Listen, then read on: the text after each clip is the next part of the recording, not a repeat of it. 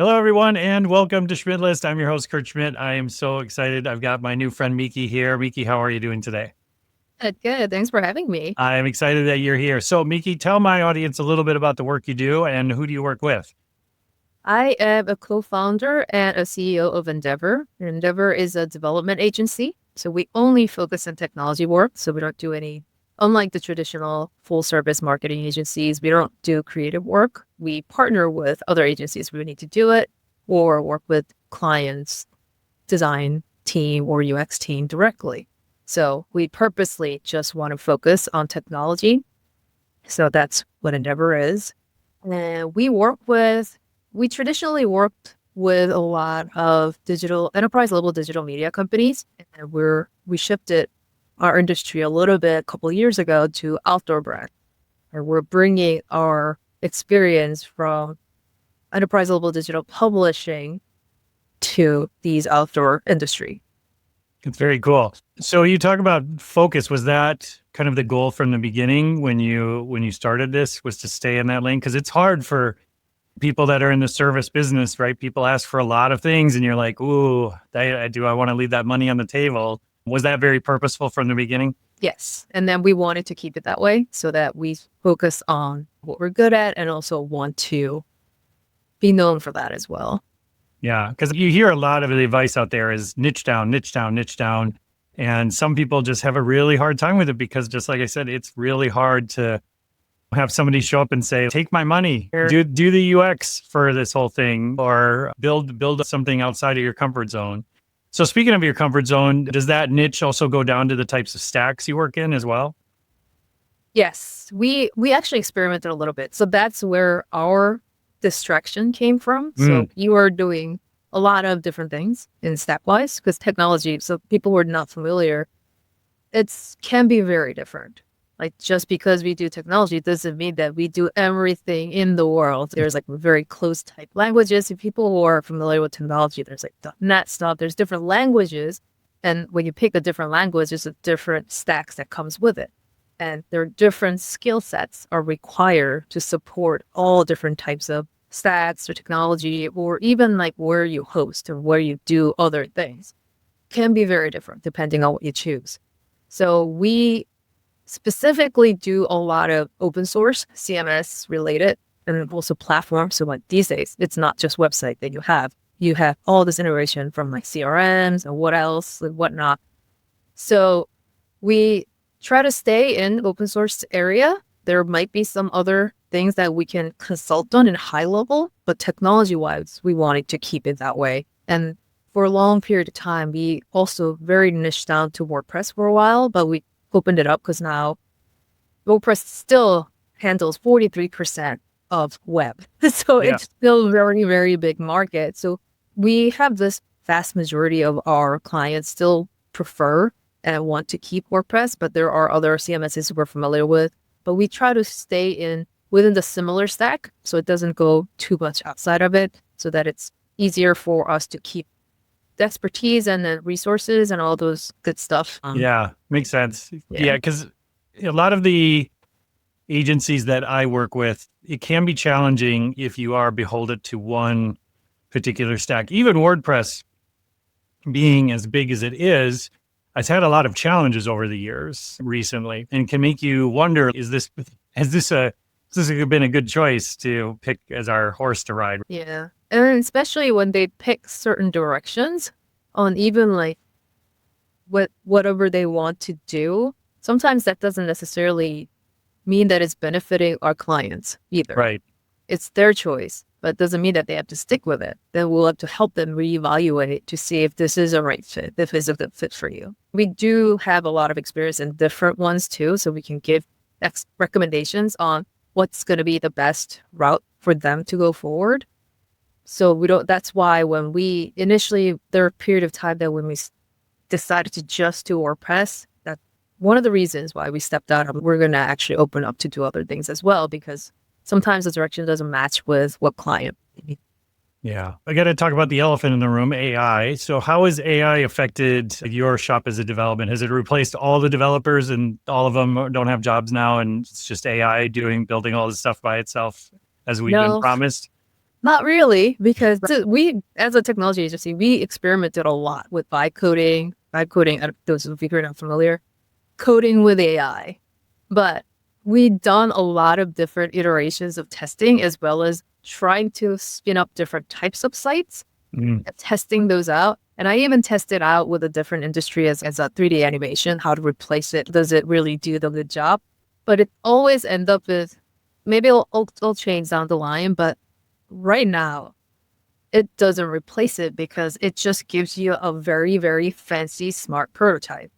So if you have to actually put security into it, performance into it, all the things that you require to Maintain be a production ready site, it's not there yet. So you need someone overseeing it. Granted that it'll make a lot of tedious and then preliminary job faster. So it expedites a lot of different tasks that was time consuming before. So if you use it correctly, it supplements the development, but it doesn't replace it. Yeah. And then you still need a lot of overseeing to make sure it's actually following the directions, one, or two, it doesn't go crazy with all this like patchwork. So it feels, I think that I was joking to my co-founder about this, where like it feels like you're working with a lot of junior developers, but they're not necessarily talking to each other. They're not learning. It's just every time I give a task, it just assigns to different people. So it almost felt like you're working with a outsource companies that communication is an issue. Yeah, for sure. Yeah, it's at this state, unfortunately, for a lot of agencies who are doing that or developers, but it's not replacing it. And I even also recently we're talking about, we need to be ready for not replacing it completely, because these bigger companies may think that they can just replace junior developers, but the senior developers or senior software engineers are fine because they still have to oversee all these. But there will be period these junior developers and software engineer has to replace the senior role. If you replace the juniors with AI, where are you going to get these people? So like we need to be thinking of, as a leaders of the industry, and also for the junior developers who are coming out of it, you need to be prepared for that for the later features. Maybe right now we might be cost saving, but down the line, maybe 5 years later, even like the short as that, you might be running into all these issues. Yep. And we are wedged in between this. I find it challenging in other agencies too, where you've got these technologies and then you've got the client needs, and the pressure point is always you're sandwiched in between these two things, like what the technology will allow and what the clients actually want to be successful. And you're trying to bridge that gap always, right? Do you find a difference between the types of clients you work with, maybe larger clients versus mid-sized clients?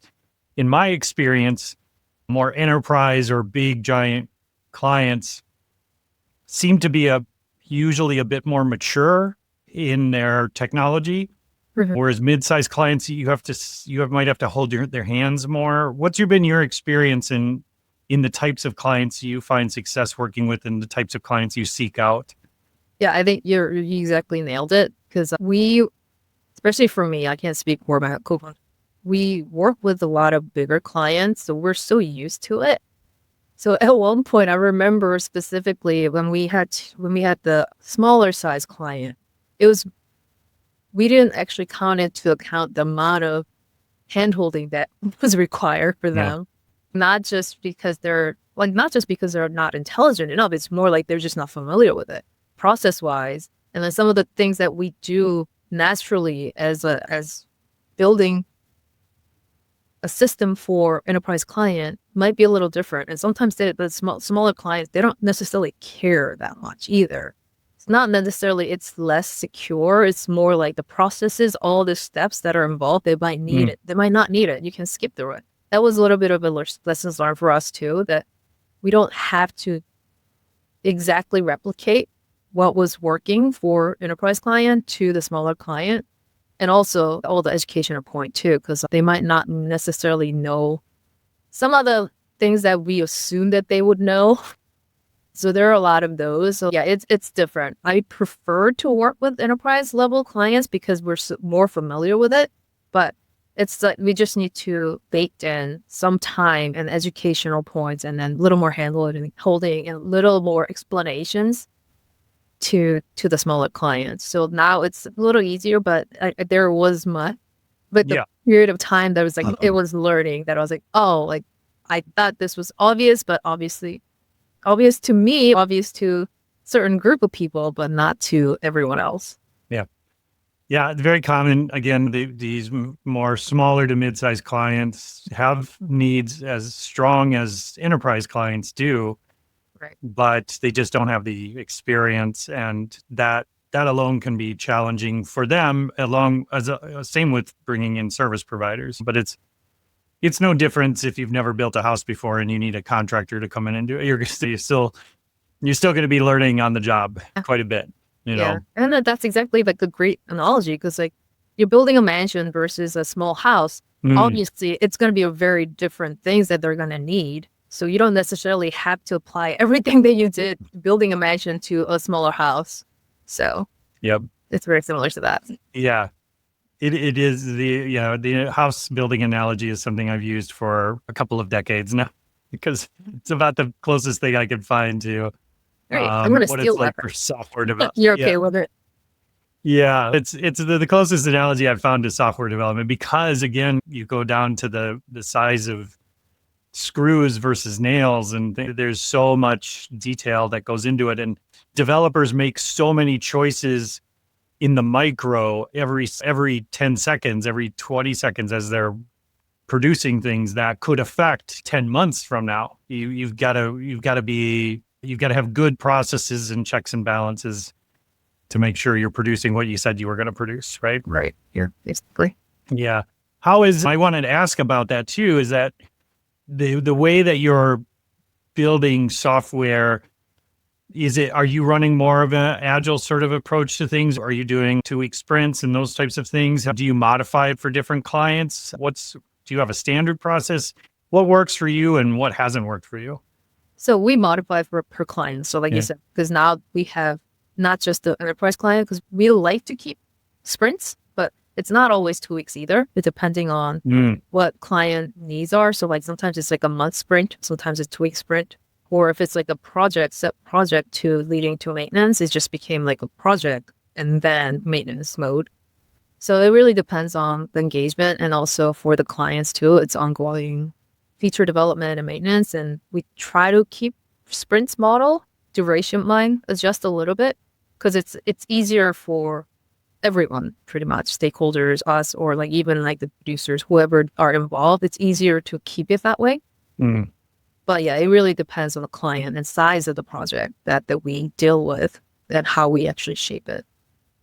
Yeah, it sounds like you've learned that flexibility is probably the best option there, right? Yeah. What about in terms of just general growth and marketing and the way that you've grown the business? What are things that have worked and what things haven't worked, and what things are you looking forward to? What's been success for you in those areas? Marketing was one of the biggest challenge especially for me, because I was not familiar with it, and we were very heavily referral based. So we didn't pay too much attention to marketing. Like, granted that referral is also part of marketing, but we didn't think it that way because it just came so naturally, because people we work with liked us. Our thing was like, if you do good work, people will like us and they'll continue to find us. Which and is that, absolutely true. which has been a truth for a long time. But there are the times that the economy wasn't that great, and then there are different restrictions in the companies that I work with. And also one thing was the people who work with moved on to a different level or different companies, and that just became a dried up pipeline at one point. So a lot of different things happened, not outside of what we are familiar with. And we started to do some marketing bits, but since we're not experts on it, we hired people. But it's very difficult to find the marketing agencies that understand another agency or what we want. And also the lessons learned from me was that I didn't know what I'm looking for. That actually is biggest hurdle to get the right marketing Yeah. because I don't know what I'm measuring. I don't know what I need to be doing. I Yeah. don't know if they're doing the right job or a good job, or if they even understand what we need. So there were a few different iterations of failure with hiring outside agencies. And then we learned through that whole process. So it's getting a little more adjusted. I still feel like it's one of the things that we still need to hash out to be in a place that I want it to be. Yeah. We're learning and adjusting and learning, adjusting at the moment. Yeah, it makes sense because agencies are bad at marketing agencies because they're very bad at marketing themselves, and then Right. working with other agencies, it can be even bigger disaster because they try to apply similar things that work maybe in other industries or other types of product-based marketing and try to apply it to a services-based model, and it just doesn't work the same. And I work with a lot of agencies on their marketing, and I hear a ton of horror stories. And again, I've built my own agencies over the years. I've tried and failed so many things. I didn't get good at marketing agencies because I was good at it. Right. I wasted a lot of money and made a Right. lot of mistakes. That story resonates with me. That what you're talking about is that it's an expensive lesson you have to learn, because you would think that somebody's got to have this figured out, right? Right. Because there's in the continental US, there's 30 to 40,000 agencies Yeah. registered businesses. Now, again, those are all different sizes from small to very large or whatever. But you would think out of all of those, somebody had it figured out, but not really a lot of people, Right. Meeky, because 80% of agencies still get most of their business from referrals. Yeah, so it was actually a lessons learned, also eye-opening moment that how bad they can be, and they can be really bad. It can be really bad. Yeah. But I'm sure they're good at other product. Oh, yeah. Yeah. But Yeah, it was for sure. very humbling and eye-opening moments for me. Yeah, exactly. The piece of advice for anybody listening, if you want to see how an advertising or marketing agency is going to market you, look at how they market themselves first and do an audit of that, because that's probably what they're going to apply to your agency. And if you like that, great. Like, Go for good. it. It worked. But if you don't, or if it doesn't make sense to you, then it probably doesn't make sense for you. So with those challenges you've had, growing a business, all of those things, but on top of it, being a woman in in a technical space, there's not a ton of peers for you. How has that been challenging as well? Yeah, it has been. I think now it's a little better because there are more women technology-related leaders, and then people who are, and then also now I think there are more women in this industry. But even when I started, I felt like even in school, in engineering school, it's a rarity. I think I was used to it, and I was like, women also minority, and like I went to school that I was a very minority, and it was common for me. So I always took that as a challenge that I need to overcome. So I guess I didn't know that was a good mindset at the time growing up, but that probably was a mindset that was correct to have. Yeah. And also, I like, to be completely frank, I like it because it gives you a little bit of advantage because you're different.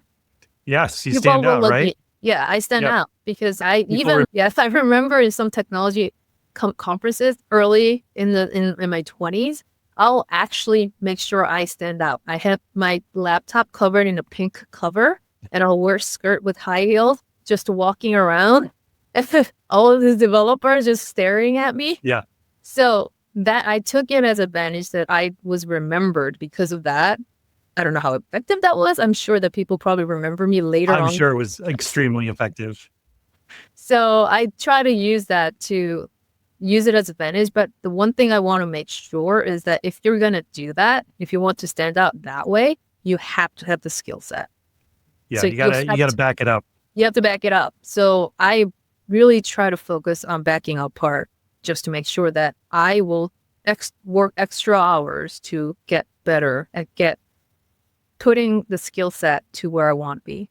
Yeah. So that worked out, so that it was difficult times, but because I've spent time and energy on that, it didn't feel like it was a difficult time. Because like when you're focused on something, you don't really realize all the noise that's coming up behind you. So I didn't even take the challenge as a real challenge because I felt that's probably something that other people face too. And also, I also have, I think someone else, I don't remember exactly who said it, but this was also a female in a very male-dominated industry.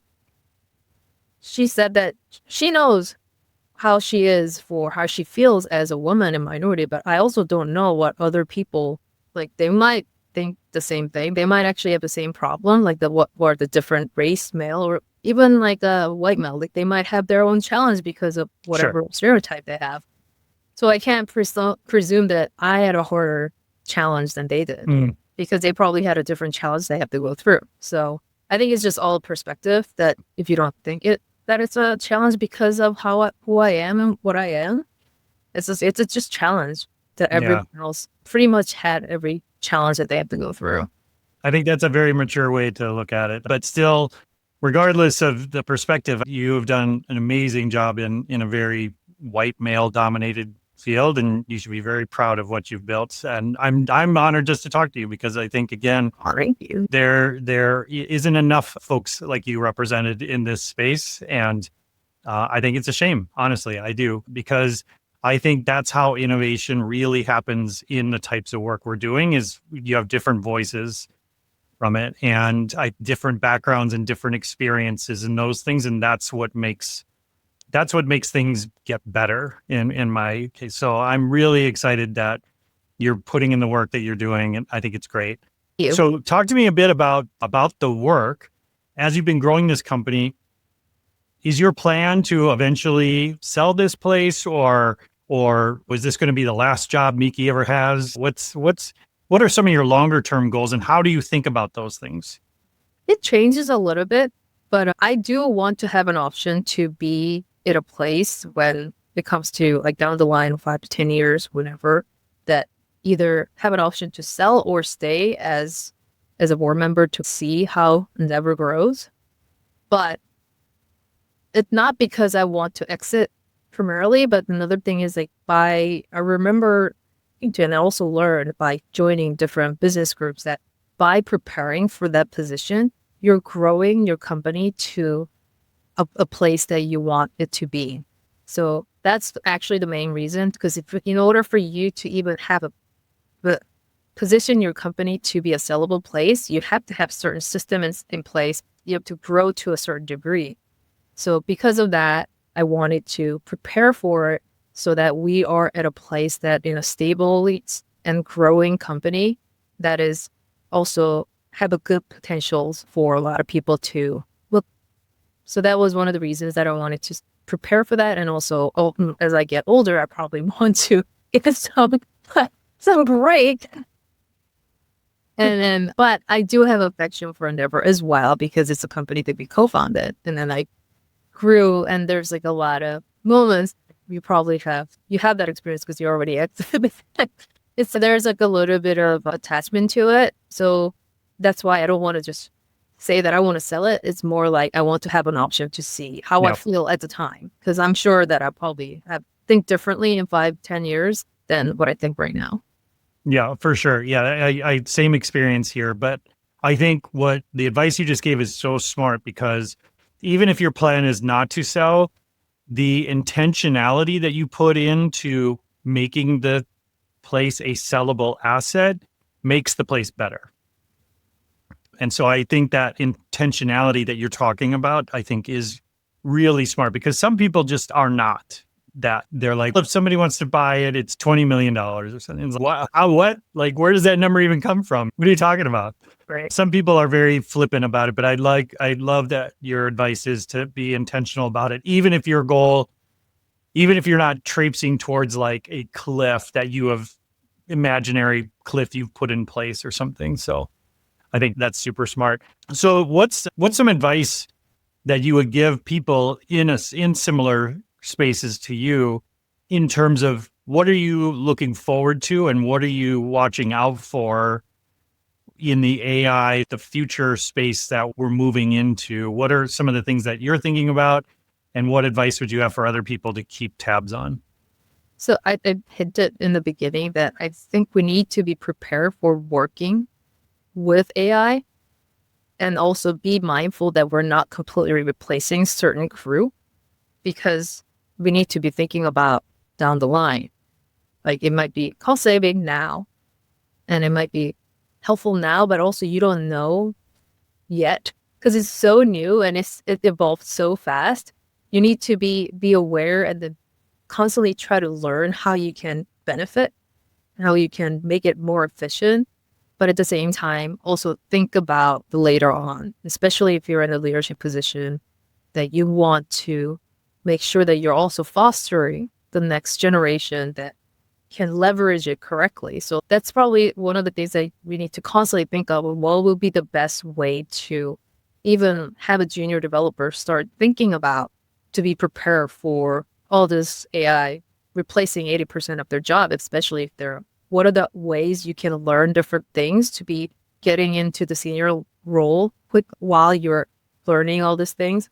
There are a couple tips that I like to try to put in to make sure to try to learn from what they code and just don't just accept it. Just analyze it and just question it and see if you can learn from it. That's probably going to be one of the good ways to learn it, and even also leverage open source too, because open source, you actually can commit your code and get someone review it and you'll get the feedback. So you'll actually go through the process that you normally go through as a junior developer in a company.